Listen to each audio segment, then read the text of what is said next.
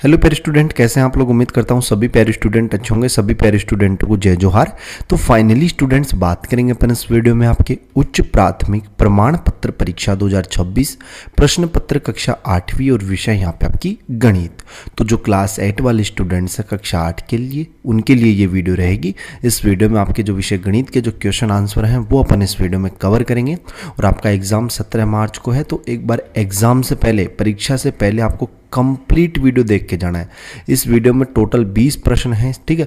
तो टोटल 20 प्रश्नों के उत्तर अपन यहाँ पे कंप्लीट करेंगे। हर एक प्रश्न को सॉल्यूशन करेंगे, उसको समझेंगे अच्छे से कि किस तरीके से उसका आंसर आएगा, ठीक है। तो आपको कंप्लीट वीडियो देखनी है, कॉपी पेन हाथ में ले लेने हैं, ठीक है। साथ साथ लिखते जाइएगा, ठीक है। पूर्णांक आप सभी को पता है कि 80 अंक का होता है, ठीक है। 80 अंक का आपका पेपर होगा।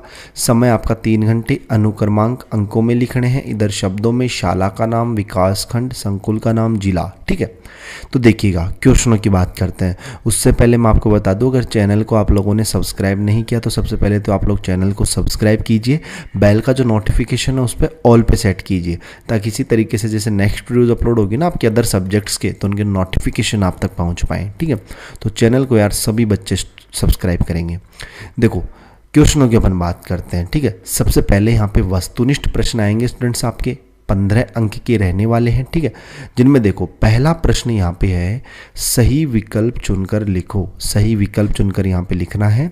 प्रश्न क्रमांक 1.1 है इसका, निम्न में से पूर्ण वर्ग संख्या कौन सी है, ठीक है। पूर्ण वर्ग संख्या, तो मैंने पिछले वीडियोज में भी आपको बताया था, बी वाला ऑप्शन आपका राइट होगा, ठीक है। बी वाला ऑप्शन इसमें राइट होगा, क्योंकि 225 जो होती है ना वो 15 का वर्ग होता है स्टूडेंट्स। 15 का स्क्वायर क्या होता है भैया, 225। इसलिए 225 जो हो गई वो एक पूर्ण वर्ग संख्या हो गई, ठीक है। तो बी वाला ऑप्शन आपको राइट करना है। प्रश्न क्रमांक 1.2 है, बीजीय व्यंजक 8a² b² c में गुणांक है। तो गुणांक देखो क्या है, 8 है। तो यहाँ पे ऑप्शन अपना सी वाला राइट हो जाएगा इसका, ठीक है। अगला है, एक रेखा के समांतर खींची गई सभी रेखाएं आपस में क्या होती हैं। तो देखो, एक रेखा की, ये कोई रेखा है, इसके समांतर खींची गई सभी रेखाएं आपस में क्या होंगी, समांतर होंगी। तो बी वाला ऑप्शन आपको इसमें राइट करना है। आंकड़ों 1, 2, 3, 4, 5 का समांतर माध्य है, ठीक है। तो देखो, इन सभी को जोड़ के इसमें 5 का अपन भाग देंगे, ठीक है। 5 और 4 9, ठीक है। 9 और 3 यहाँ पे कितने, 12, 12 2 14 1 15।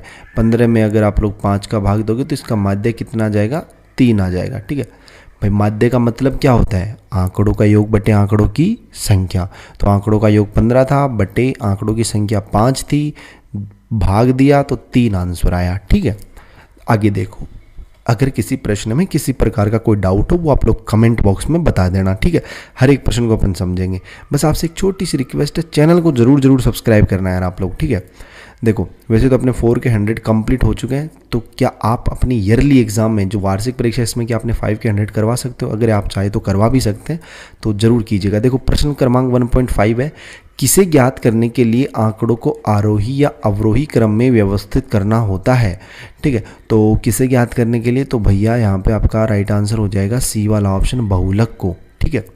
अगला देखना, अगला क्वेश्चन है 1.6, एक ही वृत्त में समान लंबाई के चाप केंद्र पर क्या बनाते हैं। तो केंद्र पर जो है ना समकोण बनाते हैं, ठीक है। केंद्र पर क्या, समान कोण बनाते हैं, सम नहीं समान कोण, ठीक है। और यहाँ पे 1.7 है, वृत्त के केंद्र से जीवा पर डाला गया लंब जीवा पर कितने अंश का कोण बनाएगा, 90 डिग्री का। डी वाला ऑप्शन इसमें राइट कर लेना। और दोनों विकिरण बराबर होते हैं किसमें, तो आयत में दोनों विकिरण बराबर होते हैं भैया।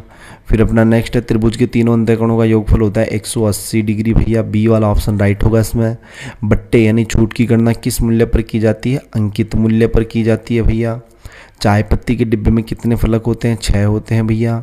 गुणक तत्समक किसे कहते हैं, तो 1 को गुणक तत्समक कहते हैं। मतलब गुणक तत्समक मतलब यानी ऐसी कौन सी संख्या है जिसे अपन गुणा करें तो वही संख्या जाए। जैसे 5 है तो मैं 5 को किससे गुणा करूँ कि मेरे को 5 ही मिल जाए।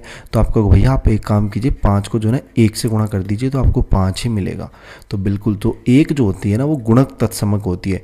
इस 1 को किसी भी संख्या से गुणा कर लो वही संख्या मिलेगी, चाहे 6 को 1 से करो, चाहे 3 को 1 से करो, ठीक है। तो 1 हो जाएगा। यदि कोई पूर्ण संख्या ए है शून्य को छोड़कर, तब ए भाग ए, तो इसका मान क्या हो जाएगा, ए भाग, अगर ए में ए का भाग देंगे तो कितना आएगा, एक आएगा, डी वाला ऑप्शन। एक्स यदि कोई परिमेय संख्या हो तो एक्स भाग एक, अगर एक में अगर आप किसी संख्या का भाग देते हैं, किसी संख्या में अगर एक का भाग देते हैं तो हमेशा वही संख्या आती है, ए वाला ऑप्शन। ठीक है। घनाभ की लंबाई l, चौड़ाई b और ऊंचाई h हो तो उसके आयतन का सूत्र ए वाला ऑप्शन राइट हो जाएगा, v बराबर एल बी एच। और पैराफिन में आपको बता दूं, मैंने पिछले वीडियोस में भी आपको बताया था, अगर आप लोगों ने अपने एप्लीकेशन से अगर छत्तीसगढ़ बोर्ड परीक्षा 2026 का अगर ये बैच परचेस नहीं किया तो इस बैच को जरूर परचेस कर लेना। कक्षा 8 का ये बैच है जिसमें बोर्ड परीक्षा में आने वाले सभी विषयों के प्रश्न उत्तर के साथ इसमें मिलते हैं। आपको पता है कि अपने छत्तीसगढ़ में बोर्ड परीक्षा हो रही है भैया, बिल्कुल हो रही है। और क्या होता है, कई बार जिले वाइज क्वेश्चन पेपर बन रहे हैं भाई, अलग अलग जिलों का, जैसे कोरबा का अलग है, ठीक है, रायपुर का अलग है, तो जिले वाइज होते हैं। तो आपको क्या करना है, इस बैच को परचेज कर लेना। इस बैच में आपको सभी जिलों के लिए क्वेश्चन आंसर मिल जाएंगे और एक भी प्रश्न बाहर नहीं जाएगा, ये गारंटी। ठीक है, एक भी प्रश्न बाहर नहीं जाएगा। लगभग क्वेश्चन आपको पेपर के, ये मान लीजिए कि कंप्लीट पेपर ही मिल जाएगा एक तरीके से इसमें। ठीक है, हिंदी व इंग्लिश मीडियम दोनों मीडियम्स के लिए इसमें क्वेश्चन आंसर रहेंगे। 199 का बैच है, 199 में एक नहीं बल्कि सभी विषय मिल जाएंगे इसमें, मतलब सिर्फ 199 में ऑल सब्जेक्ट्स। ठीक है, 100% इसमें से क्वेश्चन आएंगे। तो आपको क्या करना है, प्ले स्टोर पर जाना, प्ले स्टोर जहाँ से अपना एप्लीकेशन वगैरह डाउनलोड करते हैं, Y2 पॉइंट अपना एप्लीकेशन है, इसे आप लोग सर्च करना, फिर आप लोग इंस्टॉल कर लेना, अपना नाम नंबर उसमें डाल देना। ठीक है, फिर जैसे ही आप खोलोगे उसे तो इस तरीके का इंटरफेस खुलेगा। आपको क्या करना है, ऑल कोर्सेज वाले पे क्लिक करना है, या फिर ऊपर भी दिख जाएगा आपको। ठीक है, ऑल कोर्सेज वाले पे क्लिक करना है, या फिर नीचे देखोगे, स्क्रॉल करोगे तो कक्षा 8वीं का बैच दिखेगा, छत्तीसगढ़ बोर्ड परीक्षा 2026 कक्षा 8। तो फिर यहाँ पे जो बाई नाउ का ऑप्शन दिख रहा है ना, इस बाई नाउ पे आपको क्लिक करना है। फिर जैसे बाई नाउ पे क्लिक करेंगे तो नीचे देखो आपके पास ऑप्शंस दिख जाएंगे, फ़ोन पे, पेटीएम, गूगल पे। ठीक है, इनके तो इनसे कर सकते हो, या फिर इस पर क्लिक करोगे तो इस पर QR खुलेगा, तो किसी दूसरे फ़ोन से QR उस पर स्कैन करवा के आप लोग इस कोर्स को बाई कर सकते हो। ठीक है, तो इसे भी आप लोगों को ज़रूर कर लेना है। बाकी देखो आगे के क्वेश्चन अपन देख लेते हैं। देखो अति लघुत्तरीय प्रश्न, -2 का मान ज्ञात कीजिए। तो करते हैं भैया। तो देखो यहाँ पे जैसे -2 दे रखा था अपने को, इस -2 को अपन ने क्या लिखा, -1 गुणा 2 और उसकी होल पावर 6। ठीक है, तो देखो फिर ये जो माइनस इसकी 6 है ना घात, ये दोनों के लग जाएगी, -1 के भी 6 की घात। ठीक है, और 2 की घात भी 6। अब -1 की घात 6 कितना होता है, प्लस का 1 होता है, क्योंकि सम घात है। ठीक है, और 2 की घात कितनी है, 6, तो 2 को 6 बार गुणा करेंगे तो आंसर कितना आएगा आपका, 64 इसका उत्तर आ जाएगा। अगला प्रश्न देखना स्टूडेंट्स, नेक्स्ट क्वेश्चन पे अपन चलते हैं। प्रश्न क्रमांक 3, आकृति में वृत्त का केंद्र O है, यदि कोण C बराबर 55 डिग्री है तो कोण BAC, देखो कोण C तो है 55, कोण B है भैया 90 डिग्री। क्यों, क्योंकि जीवा पर, चाप द्वारा जीवा पर अर्धवृत्त पर बना कोण 90 डिग्री का। ठीक है, तो कोण A अपने को बताना है, सिंपल होगा, ये 55 है, ये 90 है, तो ये क्या हो जाएगा, तो 180 में से दोनों को ऐड करके माइनस कर देंगे।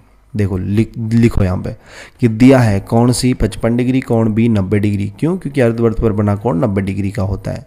अतः कोण A प्लस कोण B प्लस कोण C बराबर 180 डिग्री। ठीक है, क्योंकि त्रिभुज के तीनों अंतःकोणों का योग 180 डिग्री होता है। अब कोण A प्लस कोण B की जगह कितना रखा अपन ने, 90, कोण C की जगह कितना रखा, 55, बराबर कितना, 180। कोण A बराबर 180, 90 और 55 कितने होते हैं, 145, माइनस के 145 हो जाएंगे, A बराबर बचेगा आपका 35 डिग्री। तो कोण A का मान कितना आ जाएगा, 35 डिग्री। ठीक है, अगला प्रश्न देखना है स्टूडेंट्स। ठीक है, और चैनल को सब्सक्राइब नहीं किया, चैनल को यार सब्सक्राइब जरूर कर देना, बहुत मेहनत से आपके ये वीडियोस बनाए जाते हैं। ठीक है, तो आप लोग इस मेहनत के लिए ज़रूर अपने चैनल को सब्सक्राइब करेंगे। 9th क्लास के लिए भी आपको इस चैनल पे बहुत सारे वीडियोस आपको मिलेंगे, जिसमें आपके कोर्स कंप्लीट करवाए जाएंगे, मैथ, साइंस, SST के। ठीक है, और बोर्ड एग्जाम की तो स्पेशल तैयारी, जैसे 10th की स्पेशल तैयारी आपको कराई जाएगी। नेक्स्ट बैच से आपके लिए मतलब क्लासेज लगेंगी यहाँ पे। देखो 20A² एवं AB³ का महस्य ज्ञात कीजिए। ठीक है, तो करते हैं भैया इसका। देखो महस्य यानी महत्तम समापवर्तक, देखो HCF ज्ञात करना है। तो 20A² एवं AB³ का महस्य HCF ज्ञात करने के लिए 20 व 1 का महस्य कितना होता है, 1। A² व A का महस्य कितना होता है, A होता है। B व B³ का महस्य कितना होता है, B। भाई कॉमन ले रहे हैं ना अपन, भाई इसमें 20 है, इसके पास 1 है, तो ये A कॉमन आएगा, इसमें A कॉमन आ जाएगा, इसमें B कॉमन आ जाएगा। तो 20A² एवं AB³ का महस्य AB हो जाएगा। इन तीनों को आपस में गुणा कर देंगे। ठीक है, अगला देखना प्यारे स्टूडेंट, नेक्स्ट अपन क्वेश्चन देखते हैं। अपना 5वां प्रश्न है, एक बहुभुज में भुजाओं की संख्या 12 है तो अंतःकोणों का योग क्या हो जाएगा। तो देखो इस प्रश्न का उत्तर कैसे करोगे आप लोग। तो देखो दिया है बहुभुज में भुजाओं की संख्या कितनी है 12 है, n बराबर कितना हो जाएगा 12, और बहुभुज के जो क्या होता है कोणों का योग का फॉर्मूला क्या होता है n-2 गुणा 180 डिग्री। तो n की जगह 12 रख देंगे, -2 गुणा 180, 12 में से 2 जाएंगे तो 10 बचेंगे, गुणा 180 यानी कि 1800 डिग्री इसका उत्तर हो जाएगा भैया। ठीक है, तो 12 भुजाओं वाले बहुभुज के अंतःकोण का योग कितना हो गया 1800 डिग्री। ठीक है, प्रश्न 6 देखना, समीकरण 3x + 9 = 15 को हल कीजिए। ठीक है, तो देखो इस प्रश्न को कैसे करेंगे अपन। तो लिखो यहाँ पे 3x + 9 = 15, 3x = 15 - 9, 3x बराबर कितने हो जाएंगे, 15 में से 9 जाएंगे तो कितने बचेंगे 6 बचेंगे। ठीक है, अब यहाँ पे देखो 6 बचा, फिर x बराबर क्या हो जाएगा 6/3, भाई गुणा में था 3, इधर आ गया तो भाग में, तो x का मान कितना आ गया यहाँ पे 2 आ गया। ठीक है, ये इसका उत्तर हो जाएगा। अगला प्रश्न देखते हैं स्टूडेंट्स, नेक्स्ट अपना प्रश्न क्रमांक 7वां, परिमेय संख्या 5/6 में से 7/12 को घटाइए। ठीक है, तो देखो इस प्रश्न का आंसर कैसे करोगे आप लोग। तो 5/6 - 7/12 लघुत्तम लेंगे तो 12 आएगा, एलसीएम देखो 12, आप लोगों को अगर ऐसे समझ में नहीं आया तो देखो 6 और 12 का लघुत्तम ले सकते हो आप लोग। ठीक है, सबसे पहले 2 का भाग दोगे 6 में जाएगा 3 बार, 12 में जाएगा 6 बार, फिर अपन 2 का भाग देंगे 3 में नहीं जाएगा, 6 में जाएगा 3 बार, फिर अपन 3 का भाग देंगे 1, तो देखो 2 गुणा 2 गुणा 3 ही तो आया, मतलब इसका लैसा कितना आ गया 12। ठीक है, अब 12 में 6 का भाग दोगे कितनी बार जाएगा 2 बार, 2 को 5 से गुणा करेंगे 10, 12 में 12 का भाग 1 बार, 1 को 7 से गुणा करेंगे 7, 10 में से 7 जाएंगे 3, 3/12, इसको भी काट सकते हो आप, 3 एकम 3 और 3 चौक 12, यानी कि 1/4 इसका उत्तर हो जाएगा भैया। अगला प्रश्न देखना, अपन नेक्स्ट क्वेश्चन अपन देख लेते हैं अपना लघुत्तरात्मक प्रश्न है। देखो 4/5 गुणा 5/4 को हल कीजिए। तो देखो करते हैं भैया इसको हल अपन। तो लिखो यहाँ पे देखो ये होल घात दे रखी है, तो ये दोनों ऊपर नीचे घात लग जाएगी, इसकी भी 4/4 नीचे बटे 5/4, इसकी होल घात 2 है तो 5/2 2/4 2। ठीक है, अब यहाँ पे आपने एक फॉर्मूला पढ़ रखा होगा, क्या पढ़ रखा होगा भैया कि फॉर्मूला होता है अगर 1 की घात अगर m है बटे अगर 1 की घात n है तो ये क्या होता है, तो ये हो जाता है भैया 1 की घात m माइनस n हो जाता है। ठीक है, तो यहाँ पे ध्यान से देखो 4 की घात ऊपर कितनी है 4 है, नीचे गुणा में क्या है 4 की घात 2 है, तो देखो 4 यानी कि 1 की घात m बटे 1 की घात n बन गया ना ये, तो यहाँ पे क्या हो जाएगा 1 की घात m माइनस n मतलब 4 की घात 4 माइनस 2, सेम इसी तरीके से 5 और 2 वाली हो जाएगी, तो 5 की घात 4 माइनस 2, तो यहाँ पे हो जाएगा आपका 16/25 इसका आंसर आ जाएगा। ठीक है, अगला प्रश्न देखते हैं स्टूडेंट्स, अपना नेक्स्ट क्वेश्चन देखना कौन सा है। तो अपना नेक्स्ट क्वेश्चन यहाँ पे लोड नहीं हो रहा, क्या हो गया ना भैया। 9वां प्रश्न है, 9 सेंटीमीटर का एक रेखाखंड AB खींचकर इसे 3 समान भागों में विभाजित कीजिए। तो देखो इस तरीके से आपको करना है इसका उत्तर। ठीक है, कहाँ पे ये रहा हल 9वें का, देख लो एक रेखाखंड खींच लेना, ये चाप की सहायता से चाप कट रहे हैं, फिर आपको इनको मिला देना है। ठीक है, और वीडियो की क्वालिटी थोड़ा 480 कर लो या फिर 360 कर लो, अगर आपको क्लियर नहीं दिख रहा हो तो, साफ नहीं दिख रहा हो तो। देखो 10वां प्रश्न है, और चैनल को यार जरूर सब्सक्राइब करना, मैंने बार बार बोला है। ठीक है, वो तो आपका दायित्व भी बनता है। ठीक है, देखो प्रश्न 10वां प्रश्न है कि प्रथम 10 प्राकृत संख्याओं का समांतर माध्य ज्ञात कीजिए। तो देखो कैसे करोगे वेरी स्टूडेंट इसको। तो यहाँ पे देखो राइटिंग समझ में नहीं आ रही तो मैं बोल रहा हूँ, समझ लेना। प्रथम 10 प्राकृत संख्याएं कौन कौन सी हैं, 1 2 3 4 5 6 7 8 9 10। अब समांतर माध्य क्या होता है, आंकड़ों का योग बटे आंकड़ों की संख्या, तो सभी को अपन जोड़ देंगे और 10 का भाग देंगे, सभी का योग आएगा 55/10 यानी 5.5 इसका समांतर माध्य हो जाएगा। ठीक है, अगला प्रश्न देखना 11वां प्रश्न आपका, 2 दर्जन संतरे का मूल्य 48 रुपये है तो 108 संतरों का मूल्य ज्ञात कीजिए। तो देखो कैसे करोगे इस प्रश्न को।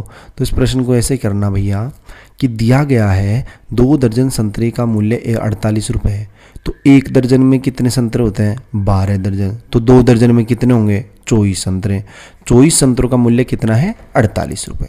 भाई इसने बोला 2 दर्जन संतरों का मूल्य 48। ठीक ठीक है, 2 दर्जन का। अब हमें पता है कि 2 दर्जन में 24 संतरे होते हैं, इसलिए कह सकते हैं अपन कि 24 संतरों का मूल्य है 48 रुपये। तो एक संतरे का मूल्य 48/24 मतलब 2 रुपये हो जाएगा। तो 108 संतरों का मूल्य कितना हो जाएगा, 108 गुणा 2 मतलब 216 रुपये। ठीक है, इसने पूछा था भाई 108 संतरों का मूल्य, ठीक है, तो 216 रुपये। अगला प्रश्न देखना, 12वां प्रश्न अपन देख लेते हैं स्टूडेंट्स। दो संख्याओं का योग 42 है, यदि दूसरी संख्या पहले की दुगनी हो तो संख्या याद कीजिए। ठीक है, तो देखो कैसे करोगे इस प्रश्न को। माना कि पहली संख्या x है, प्रश्न अनुसार तो दूसरी संख्या क्या हो जाएगी 2x। ठीक है, ये 2x है भाई। दूसरी संख्या क्या है, पहली संख्या की दुगनी, तो पहली अगर x है तो दूसरी 2x, और दोनों का योग है 42, तो दोनों को अपन ने जोड़ दिया, x + 2x बराबर 42। x + 2x बराबर प्लस कितने हो जाएंगे, 3x बराबर 42। x बराबर 42/3 यानी x का मान कितना आ गया 14। तो पहली संख्या तो 14 और दूसरी संख्या 2x मतलब 28 हो जाएगी। ठीक है, ये उत्तर हो जाएगा। अगला प्रश्न देखना स्टूडेंट्स, नेक्स्ट अपन क्वेश्चन देख लेते हैं। यहाँ पे अपना अगला प्रश्न है भैया 13वां प्रश्न है, लघुत्तरीय प्रश्न है कि एक बालकों की टोली ने 256 आम खरीदे और आपस में बांट लिए। यदि प्रत्येक को उतने ही आम मिले जितनी टोली में बालक थे, तब बालकों की संख्या बताइए। ठीक है, तो देखो कैसे करोगे इस प्रश्न को। लिखो कि प्रत्येक बालक को उतने ही आम मिलेंगे। ठीक है, ये लिखा हुआ है उतने ही आम मिले जितने टोली में बालक थे। यहाँ हमें 256 का मैसे निकालना है, तो 256 का सबसे पहले अपन गुणनखंड करेंगे, फिर यहाँ पे ये गुणनखंड आ जाएंगे। अब 2 के जोड़े बनाएंगे, 2 का 1 जोड़ा बन गया, फिर से 2 का 1 जोड़ा बन गया, फिर से 2 का 1 जोड़ा, और लास्ट में 1 का 2 जोड़ा। तो 2 गुणा 2 गुणा 2 गुणा 2 कितने हो गए 16, यानी बालकों की संख्या 16 होगी। ठीक है, ये इस प्रश्न का आंसर हो जाएगा। अगला प्रश्न देखना भैया, नेक्स्ट क्वेश्चन अपन देखते हैं क्या है अपना 14वां प्रश्न, सर्व समीका का उपयोग कर 92 गुणा 88 का मान ज्ञात कीजिए। तो देखो इस प्रश्न को कैसे करोगे आप लोग, तो इस प्रश्न को ऐसे करना भैया, 92 गुणा 88 हल। 92 को अपन क्या लिख सकते हैं 90 + 2, 88 को 90 - 2। तो देखो a + b और a - b क्या होता है, a² - b² से तुलना करने पर a का मान है 90 और b का मान है यहाँ पे 2। तो देखो 90 + 2 × 90 - 2, 90 का स्क्वायर - 2 का स्क्वायर, 90 का स्क्वायर होता है 8100 और 2 का स्क्वायर होता है 4। 8100 में 4 जाएंगे तो 8096 इसका उत्तर हो जाएगा भैया। ठीक है, अगला प्रश्न देखते हैं, नेक्स्ट अपन क्वेश्चन देखते हैं अपना। देखो कौन सा है 15वां प्रश्न कि आधार 12 सेंटीमीटर और संगत ऊंचाई 7 सेंटीमीटर वाले त्रिभुज का क्षेत्रफल ज्ञात कीजिए। तो देखो कैसे करोगे भैया इस प्रश्न को। देखो प्रश्न में हर एक प्रश्न को आपको समझा रहा हूँ, हर एक प्रश्न अपन देख रहे हैं यहाँ पे। अगर आप लोगों ने यार, आपसे बस एक ही रिक्वेस्ट है कि चैनल को जरूर सब्सक्राइब करें। ठीक है, बाकी आपके ऊपर डिपेंड है। देखो मैंने हर बार बोला है, मैंने बार बोला है, तो यार आप लोग चैनल को जरूर सब्सक्राइब कर देना। ठीक है, आपका एक सब्सक्राइब भी हमारे लिए मोटिवेशन का काम करता है, ताकि हम और वीडियोज़ आपके लिए बना पाएँ। देखो दिया गया है त्रिभुज का आधार 12 सेंटीमीटर, ऊंचाई 7 सेंटीमीटर, क्षेत्रफल ज्ञात करना है। त्रिभुज का क्षेत्रफल होता है 1/2 आधार गुणा ऊंचाई, तो 1/2 12 गुणा 7 मतलब 6 गुणा 7। देखो 2 से ये 12 कट जाएगा 6, तो 6 गुणा 7 मतलब 42 सेंटीमीटर स्क्वायर इसका आंसर हो जाएगा। अगला प्रश्न देखना, कौन सा प्रश्न है भैया 16वां प्रश्न है। कहाँ गया 16वां, ये रहा ऊपर। पानी की एक टंकी 3 मीटर लंबी और 2 मीटर चौड़ी है और 1 मीटर गहरी है, उसमें कितना लीटर पानी आएगा यदि 1 घन मीटर 1000 लीटर होता है। तो मतलब उसका आयतन अपन निकालेंगे भैया। ठीक है, आयतन निकाल लेना, इसमें यहाँ पे मैंने कैलकुलेट नहीं किया है, उसमें आपको आयतन निकालना है। ठीक है, मतलब LBH उसमें कर देना। देखो मैं दिखाता हूँ आपको यार यहाँ पे। ठीक है, देखो यहाँ पे देखो लंबाई दे रखी, पानी की एक टंकी 3 मीटर लंबी दे रखी है, मतलब L दे रखा है यहाँ पे 3, 2 मीटर चौड़ी B दे रखी है यहाँ पे 2, और 1 मीटर गहरी, यानी कि ये H हो जाएगी मतलब 1। ठीक है, अरे भाई जैसे ये कोई पानी की टंकी है, ठीक है, मैं टंकी बना देता हूँ मैं यहाँ पे। ठीक है, क्या बना देता हूँ भैया, टंकी बना देते हैं। ये इसमें पानी है। ठीक है, क्या है इसमें पानी है। अब यहाँ पे देखो इसकी जो लंबाई है, ये वाली लंबाई हो जाएगी। ठीक है, एक सेकंड, पानी की टंकी ये हो गई, इसमें देखो लंबाई। ठीक है, लंबाई तो कितनी है, लंबाई तो यहाँ पे दे रखी है इसने, देखो दे रखा है ना 3 मीटर, B चौड़ाई दे रखी है 2 मीटर, और H यानी ऊंचाई दे रखी है कितनी 1 मीटर। तो उसमें कितना पानी आएगा, तो इसमें कितना पानी आएगा, यानी कि इसका आयतन ज्ञात करेंगे। आयतन होता है एल बी एच, वी बराबर एल बी एच। देखो ऑप्शन वाले क्वेश्चन में भी आया था, तो यहाँ पे 3 गुणा 2 गुणा 1 कर देना, 3 दूनी 6, 6 क्या हो जाएगा इसका 6 घन मीटर, 6 घन मीटर, ठीक है, ये इसका आंसर आया। अब इसने बोला कि 1 घन मीटर बराबर 1000 लीटर, तो 6 को गुणा करेंगे अपन किससे, 1000 से, ठीक है, तो कितना हो जाएगा ये 6000 लीटर इसमें पानी आएगा भैया, ठीक है, 6000 लीटर इसमें पानी आएगा। अगला प्रश्न देखना भैया, 17वां प्रश्न है, x square plus 20x plus 91 को x प्लस 7 से भाग दीजिए एवं बताइए कि क्या भाजक भाज्य का एक गुणनखंड है, अथवा मान ज्ञात कीजिए ये वाला, ठीक है। तो देखो मैं इस प्रश्न को अपन करते हैं अपन सॉल्व यहाँ पे, ठीक है। देखना 17वां प्रश्न है ना अपना, तो ये रहा, ठीक है। देखो भाज्य दे रखा है x square plus 20x plus 91, भाजक दे रखा है x प्लस 7, ठीक है। भाग देंगे, पहली संख्या को पहली संख्या से भाग देंगे। जब आप एक्स स्क्वायर में x का भाग दोगे तो x आएगा, कितना आएगा ऊपर लिखेंगे x।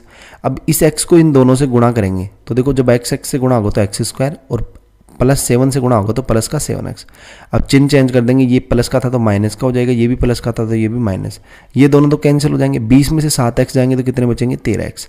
आगे कितना लिखा हुआ है 91, फिर से अपन भाग देंगे, तो फिर से देखो किसमें 13x में अगर अपन भाग देंगे x का, तो देखो अरे मतलब 13x में अगर अपन भाग देंगे x का, तो x से तो x कैंसिल, बचेगा कितना 13, तो प्लस का 13 यहाँ पे लिखेंगे। अब इस 13 को अगर x से गुणा करोगे तो 13x, प्लस इस 13 को 7 से गुणा करोगे तो 91, प्लस का है चिन्ह चेंज कर देंगे, ये माइनस का हो जाएगा, ये भी माइनस का, ये दोनों कैंसिल, प्लस माइनस ये भी कैंसिल, बचेगा कितना 0, ठीक है। ये देखो इधर भी कैलकुलेशन दे रखी है, तो यहाँ पे शेष पर शून्य आता है, अतः x प्लस 7 का एक गुणनखंड है, ठीक है, ये आपको इसमें लिखना है।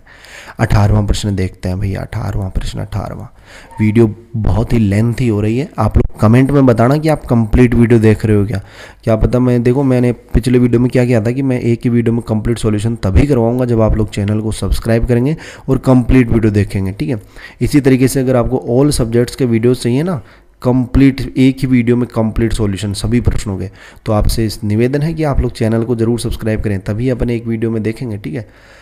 देखो प्रश्न 18वां है, 1000 रुपये पर 10% वार्षिक ब्याज की दर पर 3 वर्ष के लिए साधारण ब्याज एवं चक्रवृद्धि ब्याज का अंतर ज्ञात कीजिए, ठीक है, और अथवा वाला भी दे रखा है। तो देखो अपन सॉल्व करते हैं भैया इस प्रश्न को, ठीक है। देखो इसका आंसर, देखो बिक्री कर, ये अथवा वाला है ना, अथवा वाला ये वाला करेंगे। सर्जियस ने एक साइकिल खरीदी जिसका मूल्य 1750 रुपये है। यदि साइकिल पर बिक्री कर की दर 4% है तो सर्जियस को साइकिल के लिए कितने रुपए देने पड़ेंगे। तो देखो इस प्रश्न को कैसे करोगे आप लोग। तो देखो बिक्री कर है 4%, साइकिल की कीमत है 1750 रुपये। बिक्री कर क्या होता है, तो ये यहाँ पे जो कीमत है ना, मूलधन गुणा यहाँ पे क्या हो जाएगा बिक्री कर बटे 100, तो यहाँ पे कितना हो जाएगा 1750 बटे 25 यानी 70 रुपये। अतः साइकिल के लिए देने हैं कितने, 1750 प्लस 70 मतलब 1820 रुपये उसे देने हैं भाई। 70 रुपये क्या एक्स्ट्रा लग गए उसके टैक्स के, ठीक है, ये हो जाएगा। जबकि टैक्स कितना था यहाँ पे 4% उसको टैक्स देना था। अगला प्रश्न देखना स्टूडेंट्स, नेक्स्ट क्वेश्चन अपन देखते हैं अपना 19वां प्रश्न है।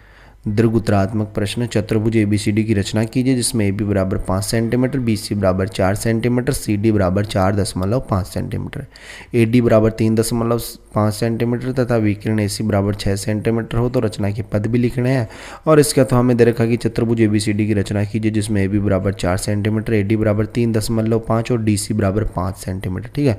तो देखो अपन इसका सॉल्यूशन कैसे करोगे, तो ये रचनात्मक कार्य स्टूडेंट्स, तो रचनात्मक वाला आप लोगों को कुछ इस तरीके से ये डायग्राम बनाना है जिसमें भुजाएं लिख देना AB BC CD AD, ठीक है, और विकिरण, ठीक है। और ये स्केल व प्रकार की सहायता से चाप वगैरह काट के आप लोग इसको इजीली बना सकते हो। लास्ट एंड फाइनल क्वेश्चन है 20वां प्रश्न है। वो प्रश्न देखने से पहले आपसे रिक्वेस्ट है यार, लास्ट बार बोल रहा हूँ, चैनल को सब्सक्राइब नहीं किया तो चैनल को जरूर सब्सक्राइब करें, ठीक है। देखो बहुत ही मेहनत से ये वीडियो बनाई जा रही है, 24 मिनट हो गए अपने को, ठीक है। और कमेंट में बताना कि आप लोग कमेंट लास्ट तक एंड तक बन रहे हो क्या मेरे साथ, कहीं ऐसा नहीं हो कि मैं बस फालतू में यहाँ पे 24-25 मिनट की वीडियो बना रहा हूँ और आप देख ही नहीं रहे, फिर क्या फ़ायदा। फिर क्या ही फ़ायदा ये वीडियो बनाने का, ये बताइए, ठीक है। अगर आप लोग कंप्लीट वीडियो देखते हो, हर एक प्रश्न को समझते हो, तो कमेंट बॉक्स में बताना भैया, ठीक है। और अगले बैच से है ना, मतलब जब आप 9th क्लास में हो जाओगे, नेक्स्ट बैच से, इस बार तो जैसे मेरी शक्ल भी नहीं दिख रही है आपको, ठीक है, आपको पता भी नहीं है, तो नेक्स्ट बैच से अपन क्या करेंगे, स्मार्ट बोर्ड का अपन सेटअप बनवा रहे हैं स्टूडेंट्स आपके लिए, ठीक है, जिसमें अपन लाइव क्लास लेंगे उस पर बोर्ड के ऊपर, ठीक है। तो बहुत कुछ आने वाला है, इसलिए आप चैनल को सब्सक्राइब करके रखना, बस आपसे ये रिक्वेस्ट है। देखिए 20वां प्रश्न देख लेते हैं। एक बेलनाकार टंकी की त्रिज्या 2.8 मीटर और ऊंचाई 3.5 मीटर है, उस टंकी की धारिता ज्ञात कीजिए। और इसका तो हमें कि एक बेलन के आधार की परिधि 132 सेंटीमीटर तथा उसकी ऊंचाई 2 मीटर है, तो उसके वक्र पृष्ठ का क्षेत्रफल ज्ञात कीजिए। तो देखो अपन देख लेते हैं यहाँ पे इस प्रश्न का उत्तर भैया। तो 20वें प्रश्न का उत्तर ये हो जाएगा। और ये सॉरी हाँ 19वें प्रश्न में आपको रचना के पद भी लिखने थे ना, वो रचना के पद ये लिख देना कि सर्वप्रथम ए बी 5 सेंटीमीटर का रेखाखंड खींचा, बी से 4 सेंटीमीटर तथा ए से 6 सेंटीमीटर का चाप खींचा जो एक दूसरे को सी पर काटती हैं, ठीक है। ये रचना के पद हैं कि किस तरीके से आपने बनाया, ठीक है, उसकी रचना किस तरीके से आपने की। 20वां प्रश्न देख लीजिए। बेलन की परिधि दे रखी थी 132 मीटर, बेलन की ऊंचाई एच दे रखी है 2 मीटर यानी 200 सेंटीमीटर, सेंटीमीटर में बदल दिया इसको भाई। 1 मीटर बराबर होता है 100 सेंटीमीटर, तो 2 मीटर बराबर ही 200 सेंटीमीटर हो गए ना। बेलन का वक्र पृष्ठ का क्षेत्रफल क्या होता है, आधार की परिधि गुणा ऊंचाई। आधार की परिधि कितनी दे रखी है 132 सेंटीमीटर, तो 132 सेंटीमीटर गुणा 200 यानी 26,400 सेंटीमीटर स्क्वायर। अतः उस बेलन के वक्र पृष्ठ का क्षेत्रफल 26,400 सेंटीमीटर स्क्वायर है, ठीक है। और नेक्स्ट अपन क्वेश्चन देखते हैं भैया। नेक्स्ट क्या क्वेश्चन हो गए अपने कंप्लीट, ठीक है। टोटल 20 प्रश्न आएंगे आपके पेपर में, ठीक है। तो आप लोग जो है ना इन प्रश्नों की प्रैक्टिस करना स्टूडेंट्स अच्छे से, एग्जाम से पहले कंप्लीट वीडियो देख के जाना, हर एक प्रश्न को अच्छे से सॉल्व करके जाना। और जिले वाइज आपको पता है कि जिले वाइज भैया पेपर हो रहे हैं, ठीक है, मतलब अलग अलग डिस्ट्रिक्ट के अलग अलग, ठीक है। तो अब अपने छत्तीसगढ़ में देखो कितने डिस्ट्रिक्ट हैं, तो ये तो पॉसिबल है नहीं कि मैं हर एक डिस्ट्रिक्ट का, लेकिन लगभग क्वेश्चन आपको यही मिल जाते हैं, ठीक है। बस जैसे संख्या चेंज हो जाती है कई बार, जैसे ये 2.8 है तो 1.8 आ गया एग्जाम में, ठीक है। ये 3.4 है तो यहाँ पे 4 मीटर आ गई, बस ये बाकी सेम क्वेश्चन आ सकते हैं, ठीक है। और बस चैनल को सब्सक्राइब करके रख देना, और भी वीडियोस मैं आपको प्रोवाइड करवा दूंगा। और मैंने बैच के बारे में आपको बताया ना, बैच के बारे में, तो इस बैच को आप लोग जरूर परचेज कर लेना। इसमें आपको विथ सॉल्यूशन यानी आंसर के साथ इसमें क्वेश्चन आंसर मिलते हैं सभी विषयों के, और ये आपके बोर्ड एग्जाम में पूछे जाते हैं, ठीक है। 199 का बैच है, इसको भी जरूर परचेज कर लेना। और इसमें आपको क्लास 9 का कोर्स भी अपन फ्री ऑफ कॉस्ट करवाएंगे, इसी में जो बच्चे परचेज करेंगे ना इसको, उसी में अपन करवा देंगे, ठीक है। बाकी अपने दोस्तों के साथ इस वीडियो को ज़्यादा से ज़्यादा शेयर करना, कोई भी डाउट हो वो कमेंट बॉक्स में बता देना, ठीक है। बाकी अपन मिलते हैं जल्दी नेक्स्ट वीडियोज़ में सी होशम जोश के साथ, तब तक सभी प्यारे स्टूडेंटों को बाय, धन्यवाद, टेक केयर।